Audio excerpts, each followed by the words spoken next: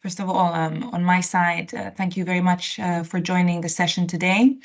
As you know, this is the fourth session in a series of thematic workshops that we have put together alongside WAPES Europe, France Travail, and the OECD. I'm here in representation of the European Commission's Directorate-General for Structural Reform Support. And I will be moderating this session today together with my colleague from the OECD, Mattia. The focus of today's discussion is, as you know, on contracted out employment services. We will have presentations from two public employment services, Sweden and VDAB in Flanders.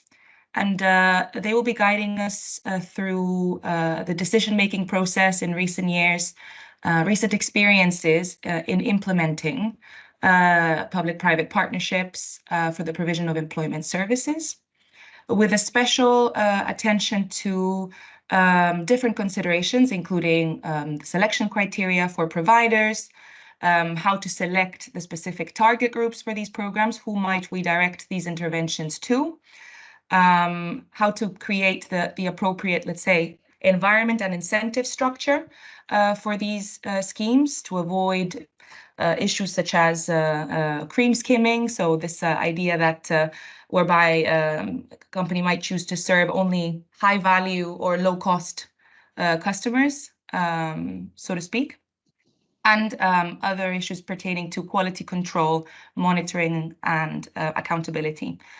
So without further ado, perhaps we can proceed with the presentation from VDAB in the first instance, if Patrick is able to share his slides.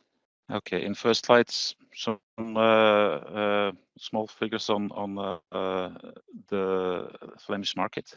We have 76.8 employment rate in the population that is counted as employable,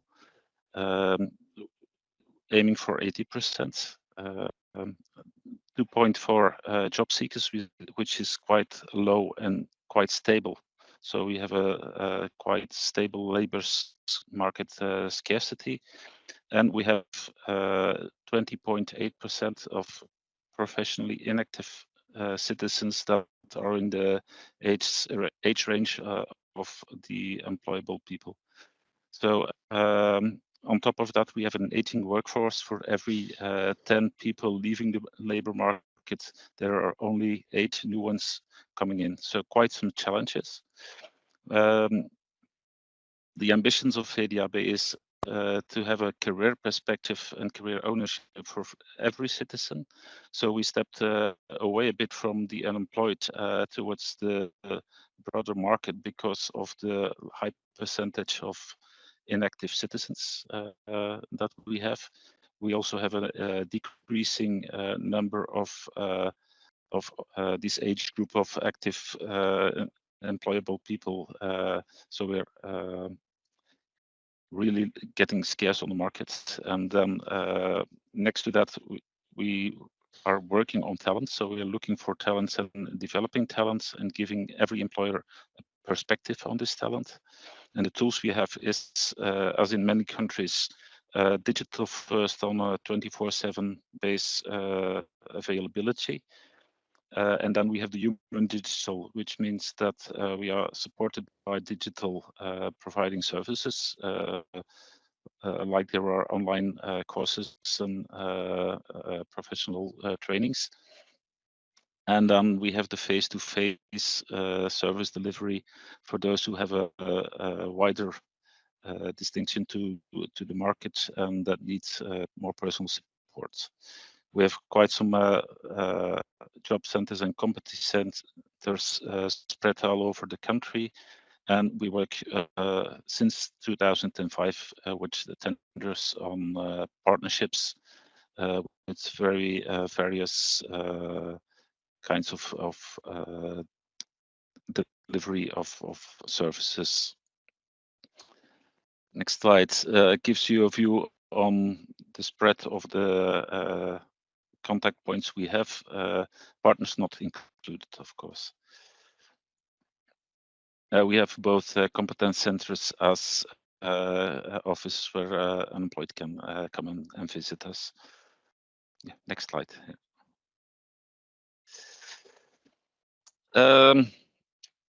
We've been tendering since 2005, but then in 2019 we felt that we, in some cases, due to tenders, were not creating market, but maybe rather destroying market, because the competition in some sectors was of a character that created counter monopolies to our services rather than open up the market. So we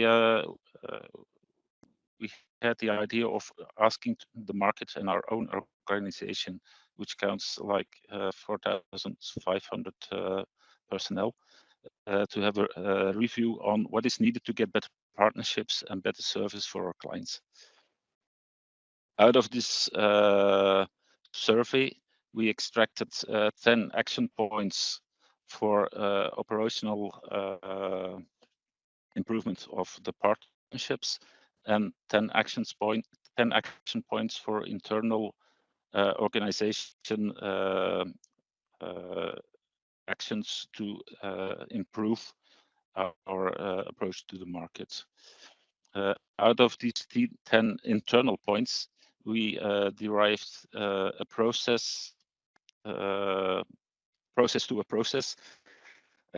get better view on the market, to get better cooperation within our own organization, and optimization of our approach to the market. We split it up in 3 phases. The first phase is about detecting opportunities and then communicating amongst the different regions to see if there is optimization possible, and not inventing the water for the 20th time. In the second stage, we then take the ideas that come to us and analyze them and form them into a concept of what is needed on the market. We write out the specifications and launch the call, and then have the evaluation procedure for the offers entered. And then in stage 3, which is a very important part, is the delivery, and the delivery and the follow-up of the delivery, where my colleagues will get into later on in the presentation. Next slide. So in the first phase, we tend to not just accept every half idea that comes along and put it in the market, but to really analyze it on target group, needs of the target group, on the gaps in the services to that target group, and then we try to define an objective or outcome for the service we are going to buy or organize, and the scope that we need, on which scale it is, on in which region, are there regional differences to take in account. And then based on that description that comes from the service managers, and an expert picks up in the exercise to analyze the opportunity or needs, and check them with the labor market together with our buyers. So we need labor market intelligence assessment to our core responsibilities. The question, is this something we have to do, or do we have to ally with other departments? We do some market research. Who is available? What can they deliver? Our own resources are reviewed. If we go to the market, what is very often forgotten is that you just don't put things in the market and they work from themselves. You need to organize it and take your own resources to provide the necessary environment for the service to take place. And then we have some strategic procurement advice, being what are best forms of contract or approach to the market. That's phase one. Once this is cleared, there's a second presentation to the management for green lights to go further. If they give green lights, we start developing the concept and evaluating the consequences of the call and translating it into market question. We put it in operation mode, meaning the decision: will we make it? Will we buy it, or will we ally with a partner? We choose our procedure, subsidies, procurement, or any other approach of the market. And we do that as well on a legal basis, as well as on a strategical and tactical basis, because we learned throughout the years that if you approach the market and you do not have too much volume to put in the market, and still you are the only market available, you might put yourself dependable on one or two players on the long term. So you have to approach the market with enough attention for the risk to your future approach. Next slide. And then the third phase,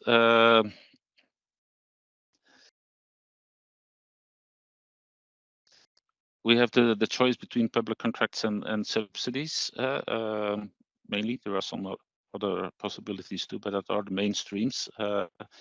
In public contracts and concession, there's a payment based on registered performances in our client tracking system, with monthly payment reports, evaluation on a 60/40 quality price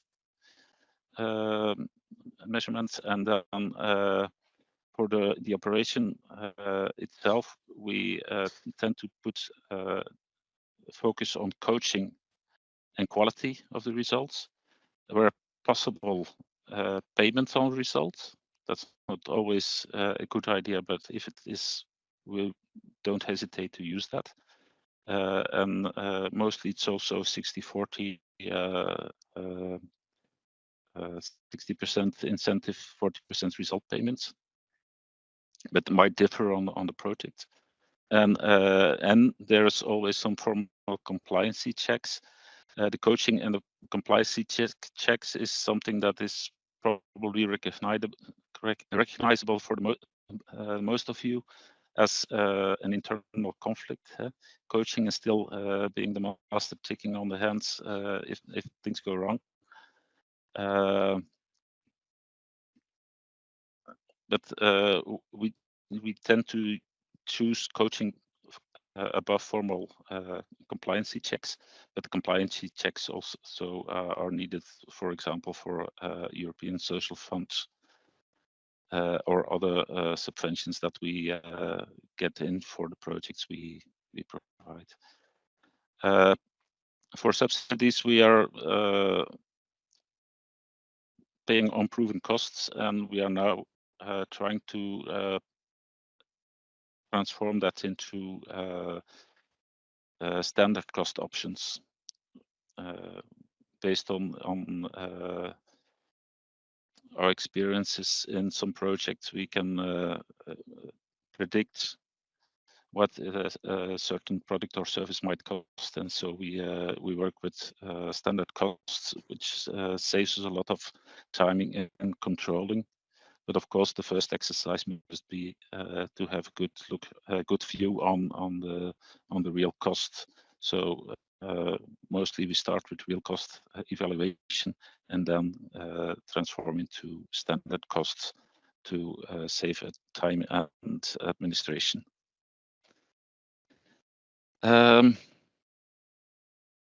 And maybe, Patrick, if we could go straight to the specific example, and then, yeah, because we're running out of time, and we can discuss any additional, I mean, perhaps the quality assurance component will come up in the discussion. Okay, perfect. I'll leave this to my colleagues. Yeah.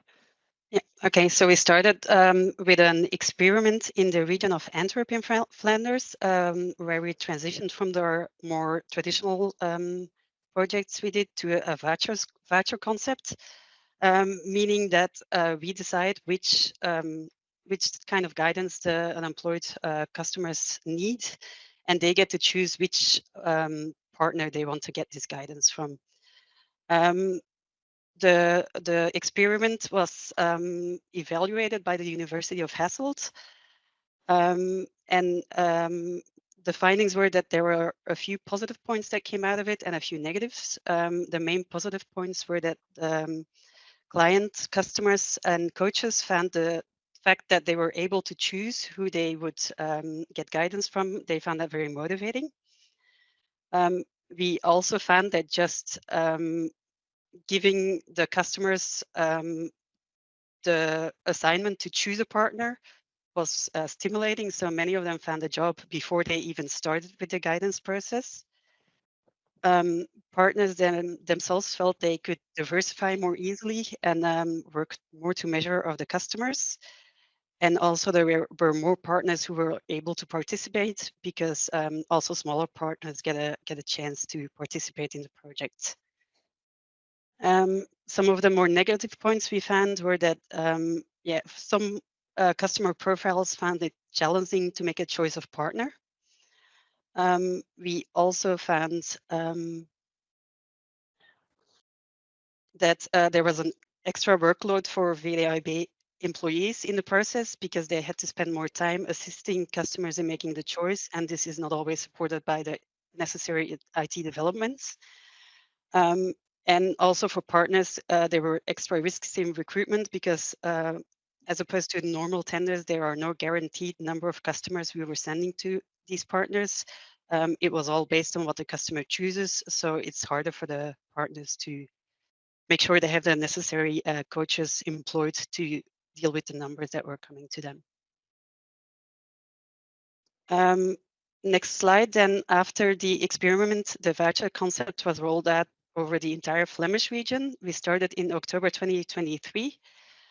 The first findings are that we are now working with a wide network of partners who are spread over the whole region of Flanders, meaning that the customers have a lot of choice between partners close to home, but also further from home if they want specific guidance that a certain partner can offer.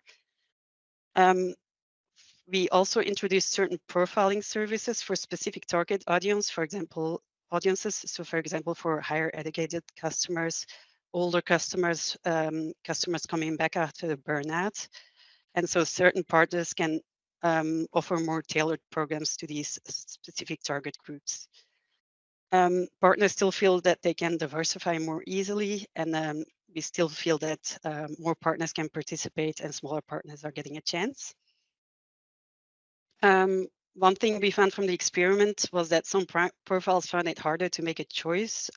So what we introduced with the Flemish rollout was a guaranteed service provider for certain regions, so that if a customer couldn't make the choice for a certain partner, they were automatically assigned to that guaranteed provider. A side note is that we do still get the feedback that some customers find it hard to make a choice, yet the volumes that are going to these guaranteed service providers are quite low, and we are still investigating why that is so. To ensure that there are not too many or too few providers in certain regions, we also control the number of partners who are allowed to offer these services in certain regions. And we still have some remaining challenges. What we mentioned before already is that there are no guaranteed number of customers that a certain partner will have to guide. So it is a bit of a balancing act for those partners to have enough people so they are able to open enough slots for appointments for customers to come to them if they choose this partner. We are still trying to find some solutions for this, also IT-wise, to counter this issue.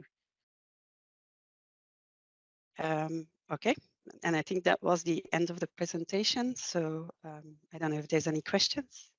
Thank you so much, colleagues. I think we'll take some questions towards the end. We're running a bit short on time, so maybe I could ask Peter from the Public Employment Service in Sweden to share his slides.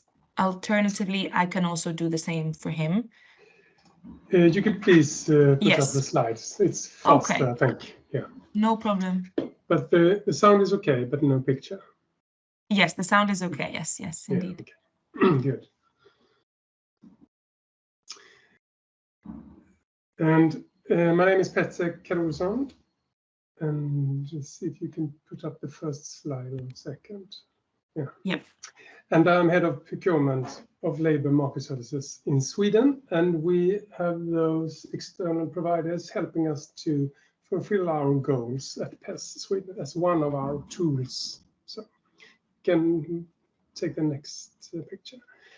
Before telling you about the service, I need to something about Sweden. We have a population of about 10.5 million people, and Sweden is a very tall country, 1,600 kilometers something, and 35% of all the inhabitants lives in these dark green areas in the capital of Stockholm, Gothenburg, or Malmö, and it's very different needs, local needs, all over Sweden.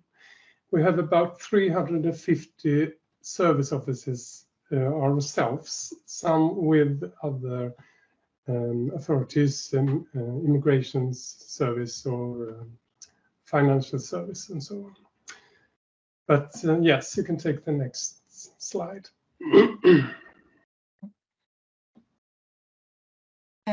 Give me a second. I can't seem to. Yeah, there we go. And this service I'm going to tell you about is depending on this Swedish law. It's our own law, but it's compliant with the EU Procurement Directive. And this law and this service, any company that applies can be a provider and will be a provider if they meet the criteria. So we can have a lot of suppliers, as many as it is, if they meet the criteria. And it's the client that chooses the provider. So the provider needs to compare with their quality. The client chooses and the provider needs to compete with their quality. And that is results. And it's the PES that sets the frame of prices and delivery clauses and all that. So they need to fulfill our frames of the service. It is also so that you don't need to apply in the beginning. You can be a provider whenever you want. So you can apply today or in 2 months or so. It's a never-ending service if we want to. And you can leave as a provider within a 3 months notice. And then we help the unemployed people to choose another provider if that's so. And the clients have the right to change provider. They might be not satisfied, or they might move to another city, so they need to change. So it can be done within a 2 weeks notice. We also can update our service whenever we want within a 3 months notice. And if you as a provider don't like the adjustments, you can leave. So, and we help the clients to choose provider on the web with some service declarations for each provider in each city. We have this rating system. The one with the best results will get 4 stars in this rating, and the ones with the lowest results will get 1 star in this rating. So as a client, you can look for the well-performing providers. And we also have this satisfied customer index, which we have a survey of all the clients after they have left the service, asking them how they felt about being at that provider. You can change slide. Why external providers from PES Sweden? PES is quite big, 10,500 people, and the labor market is changing every day, and we need to to meet every client in that need they have. So we need to have different angles of every solution. And it's tough to fulfill that as a big organization. We need to buy that and procure that from the market, so we get flexibility. We can increase the service, we can decrease the service, and we can use all these rubber band things from the external providers. Innovation. If it is up to me and my personnel to invent all good ideas, we have this frame of good ideas within our organization. But if we buy results and ask the external providers to find a way how to get to results, we can use their methods, technology, solutions, whatever. So we will get a lot of more innovation than we can have within my personnel in that box. And competences. We cannot always recruit to PES, and we shall not always recruit. Some special skills will be found out there on the market, and the external providers can help us with that. So it's easier to have a flexible and good knowledge from the providers to procure this service. We have about 10-12 years of knowledge in this way of working. The first one started in 2014, that is called Stöd och matchning, STOM, STOM. We had it for 7 years, and it was built on this client choice. And we paid the suppliers with result fee and a per day fee, an amount every day. But in 2019, the government gave us an assignment to develop STOM, and we did that. And you can see the first brainstorming session there in the picture to the left. And we implemented this service 2020, had it for 3 years. And we did it in 4 stages, started small with 32 municipalities, and after a year and a half, we had implemented it in all Sweden. It was a quick development, and we needed to build it in the existing legal frames we had then. The government, they wanted focus on strong results, a strong focus on results, and we decreased the per day fee. You couldn't survive on the per day fee any longer. You needed to do results. And we also increased the entry requirements on suppliers. They needed to have more experience of doing this before in other services. The government wanted broader target groups, so therefore we built in longer referrals. You can be in the service for up to 12 months. And we also developed this profiling tool to help the case managers to find the people that are meant to be in this service. Not all our clients are meant to, but some. And the ones who are close to the labor market, they will have something else, digital guidance. The ones who are further away from the labor market will have something else, more intense support. But the ones who are aimed for this service through this profiling tool will have the opportunity to be at an external provider. We also applied for EU funding to evaluate the service. Yes. But 1 year after implementing that service, we got another assignment to even further develop Rusta Matcha ROM. And the government wanted even lower referral costs, improved results, and durable outcomes. So we started again to build another one. And we also got this new legislation that matching should mainly be carried out by external providers.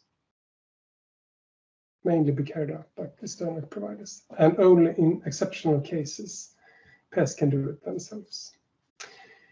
This new service we have today is called Rusta Matcha 2 ROM 2, and it is 1 year old, and we have extended the requirements of outcomes to 6 months, 3+3, instead of 4 earlier. We also added some service requirements. Wanted the suppliers to strengthen their efforts for the more challenging clients, and we changed the areas to deliver, and also have these 3 levels of payment, track A, B, and C, because of how far away from the labor market the clients are. You get more paid working with a client in track C than you do in track A. Less money in track A. Yes. And not all of our clients at PES Sweden are in this service, but about 25%. You can see this picture from, I think, December maybe. 75,000 people in it, of 340,000 approximately. So 25% of our clients are in this service today. Please. And as you might remember, we had 350 own local offices all over Sweden. With this service and these 250 suppliers, we have about 2,200 more addresses to help clients all over Sweden. We have divided Sweden in 81 delivery areas, so the suppliers can choose where they want to be. But you can be in one or in all 81 if you want.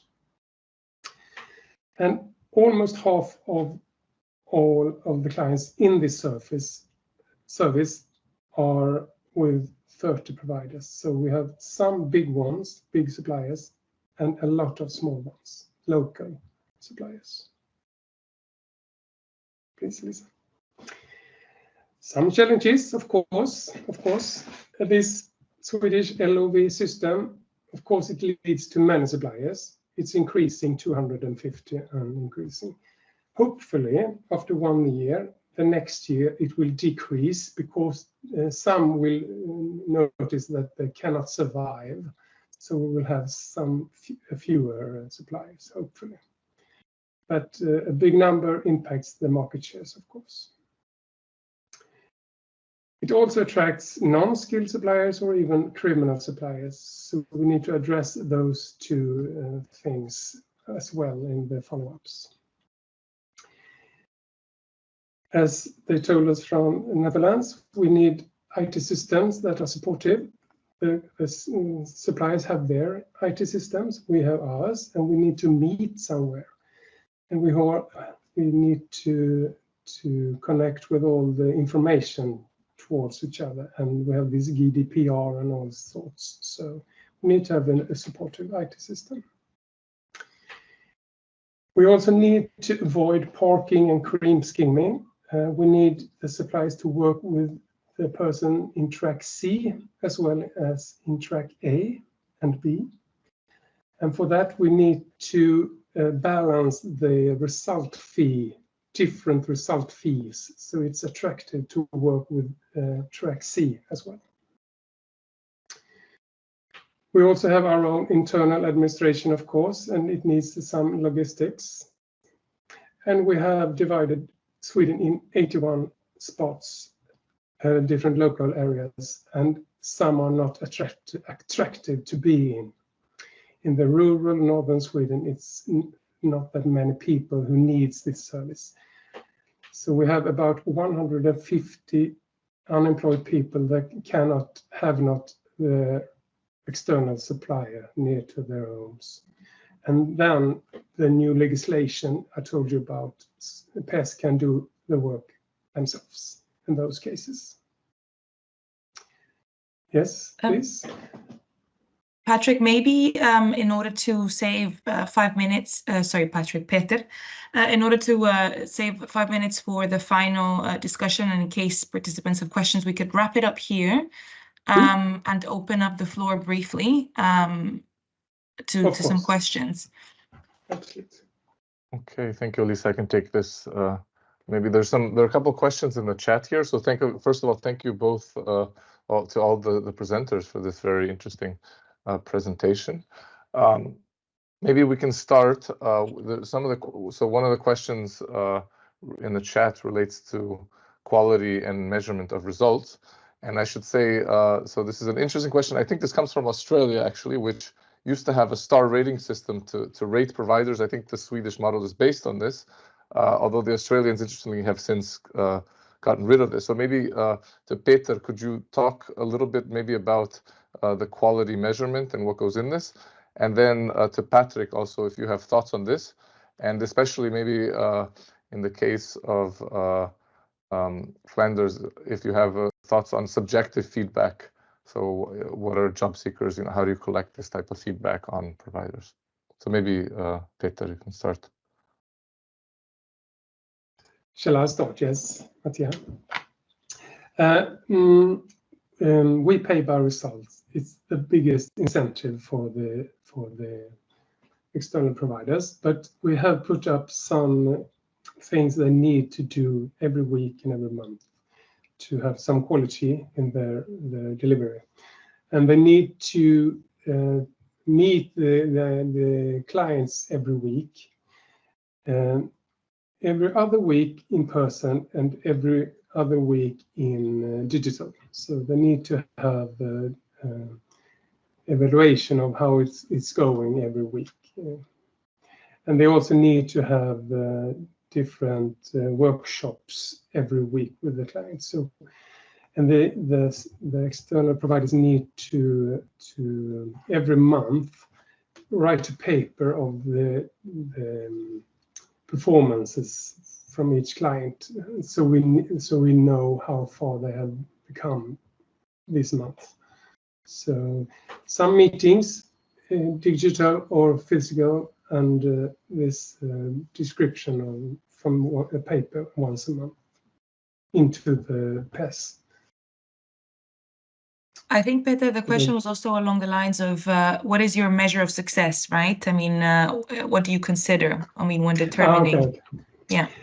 Yes, of course, and it's just 1 year ahead this service, so it's too early to say what it will be. But we have had the other services earlier, and the last one from 20 to 23, I think it was about 34 to 37% out into work for at least 4 months, or studies at least 4 months, somewhere between 34 and 37%. But it depends on Swedish economy and how good the employment is, of course. Okay, thank you. And just to clarify, so you're saying, so the outcomes are based on going into sustained employment or into longer educational, so up to at least 4 months, right? Yes, no. Thank you, Mattia. This also qualifies. Okay, maybe we can turn now to Patrick.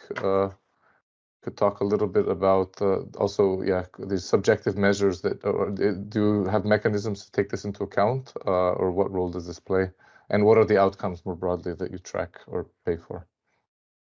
Well, I think our quality idea is firstly based on the idea that we want to have a contract. Patrick, there's a problem, I think, with your sound. I'm not sure if, you can, you're using a microphone or... It should be better this yes, way. indeed. I had my microphone up. Yeah.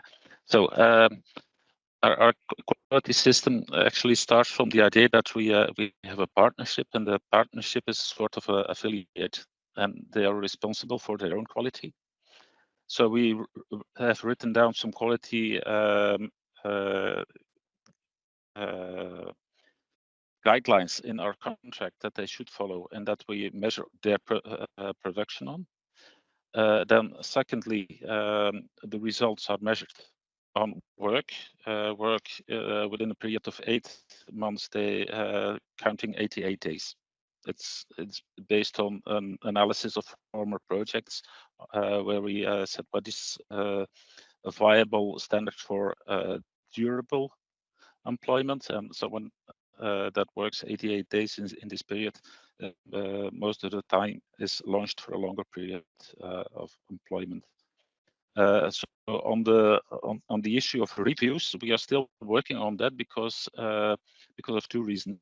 First, reviews and star ratings. The star ratings, as we leave the promoters to choose their own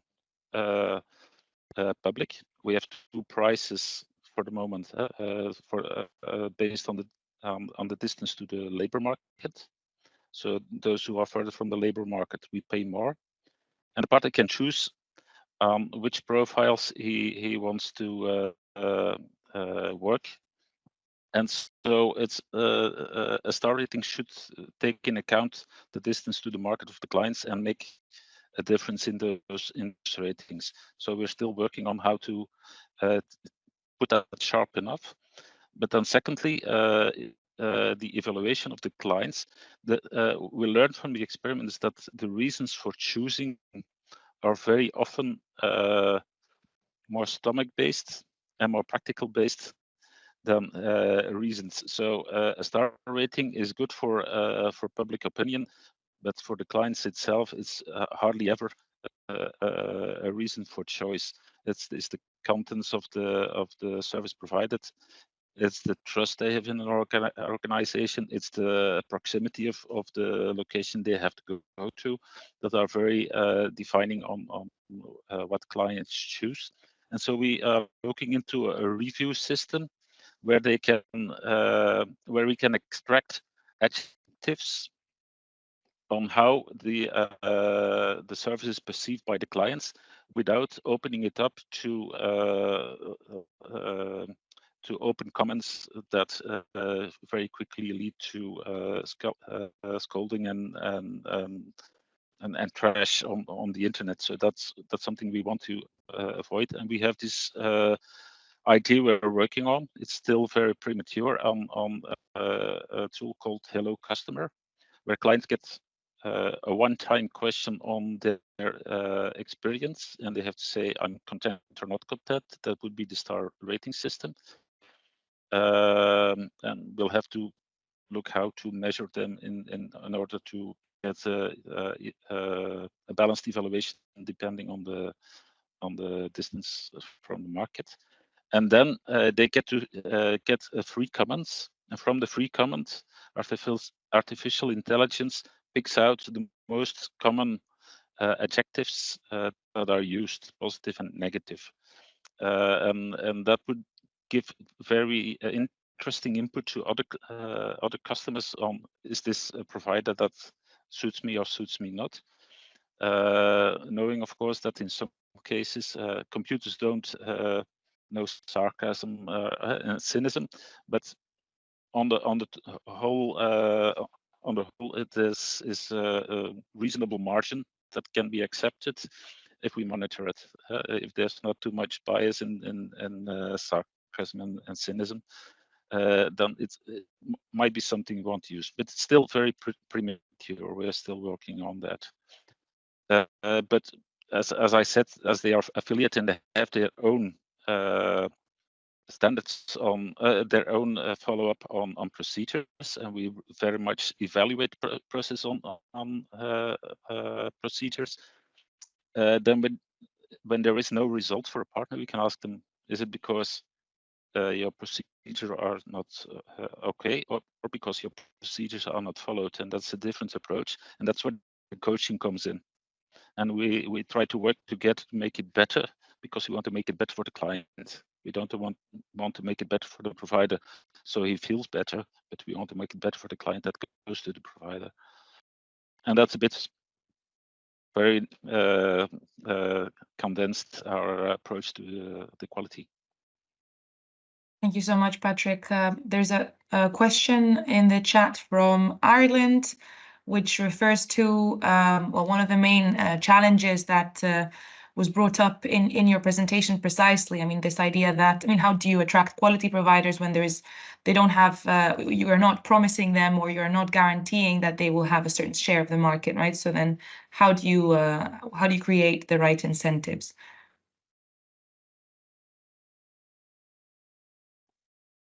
would that be a question to us in Belgium?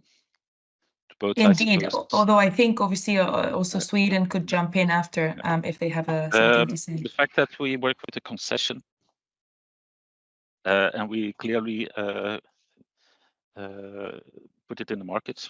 We communicated with our partners on forehand.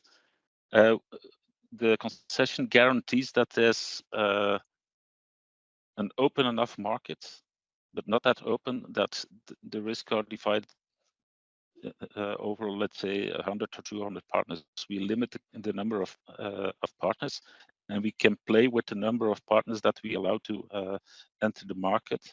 And we're still looking into where the balance is. We didn't start that long ago, so we're looking into the balance.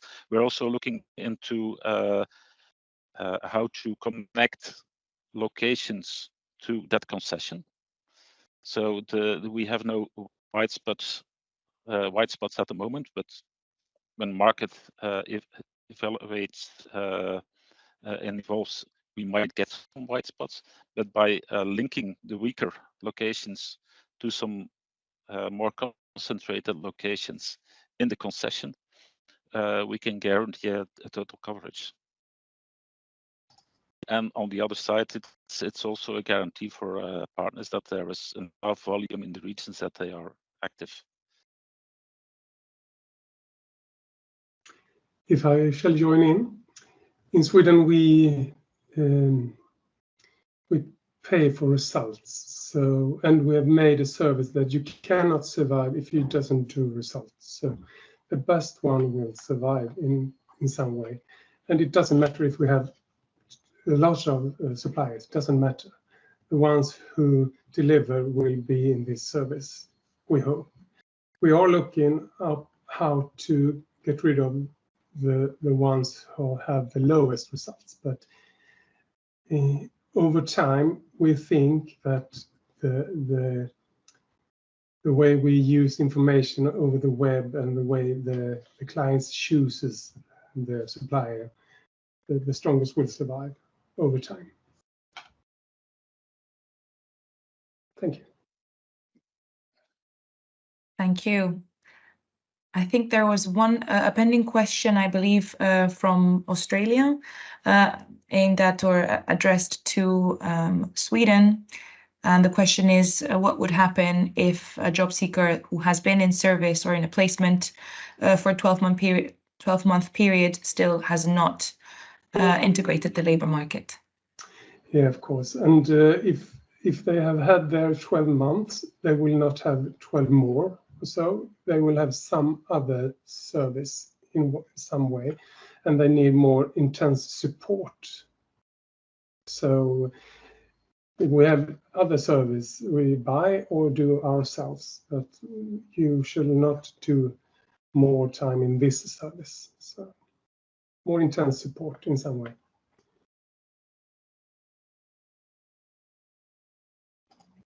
Indeed, hence the need for constant feedback and monitoring. There is some questions from France, apparently. Perhaps the colleagues can take the floor directly.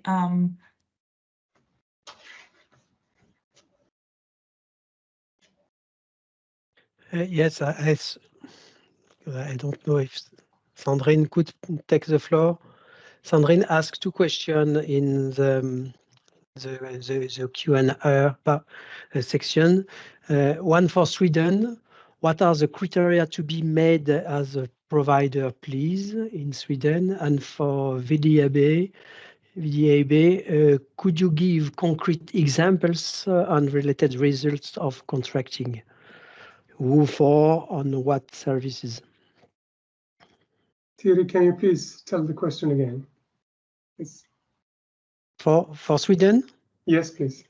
For Sweden, what are the criteria to be made as a provider, please? Okay, yeah. Yes. Okay, they need to have experience doing this service in some other way earlier, the latest 3 years, and it's preparing and matching they need to have experiences in. And also we have some criteria what kind of personnel they need to have in this service. And also they need to have a place to be in this area they want to apply that is functional for all people. So there are some personnel, some local areas, and early experience. Okay, thanks.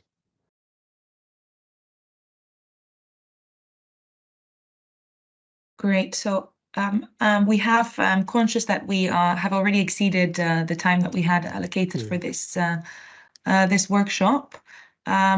I'm not sure, Patrick, colleagues from the VDAB, if you wanted to sort of engage with this last question or provide some kind of final remarks.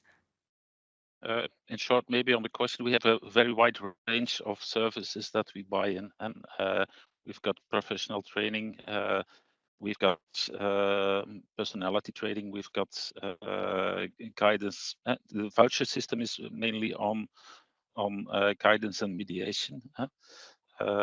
Competition on professional training is a very different approach. We've got for people with a what we call arbeidshandicap, a distance to the market due to physical or psychical positions. We've got an approach on subsidies and networks situations. Same on social issues. So we have got quite a wide range on contracting, and I think the issue is to get the right contract form on the right measure, and that's an exercise that takes time and experience to get there, and there's still very a long way to go to get it good balance, but we have had some distance already. And maybe I had one remark on the questions you asked introducing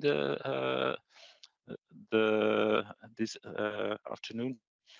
You said something about skimming and parking. In our voucher system, our point of view is that if we have different profiles of clients with different prices, and partners can choose the profiles they want to work on.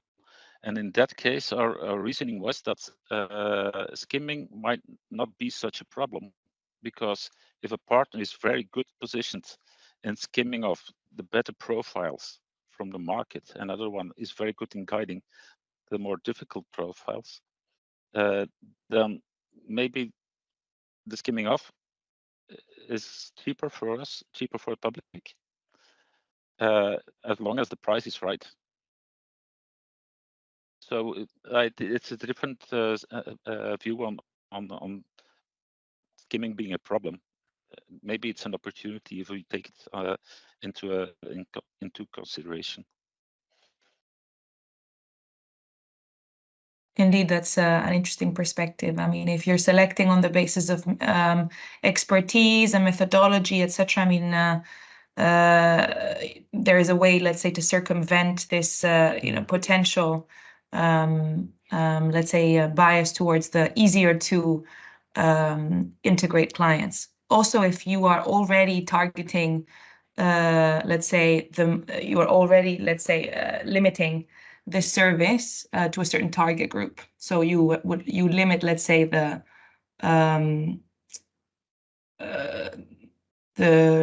say that the population is more similar in terms of the obstacles that they are facing. So indeed, that's a very interesting perspective.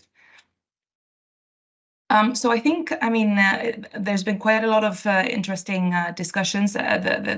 The main message that stays in my mind is this idea of, I mean, it's establishing a successful public-private partnership is a very careful, it's a balancing act, right? You have to make sure that you have taken into account all the different incentives, disincentives, that you are rewarding the right,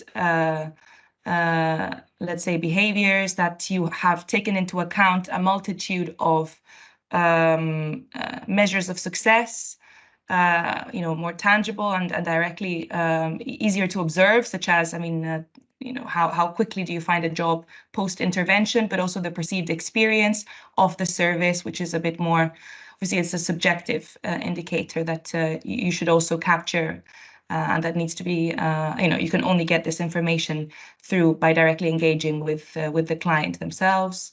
This idea of, assisting clients to make that choice.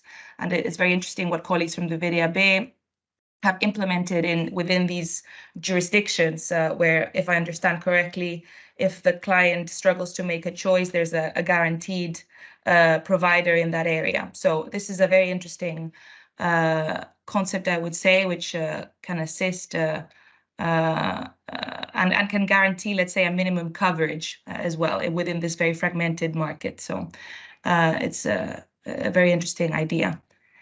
So with that, I will remind everybody in the room that, of course, we will share the slides immediately after this meeting. We have, I'm sure, colleagues from both the Swedish PES. I cannot dare to say the name.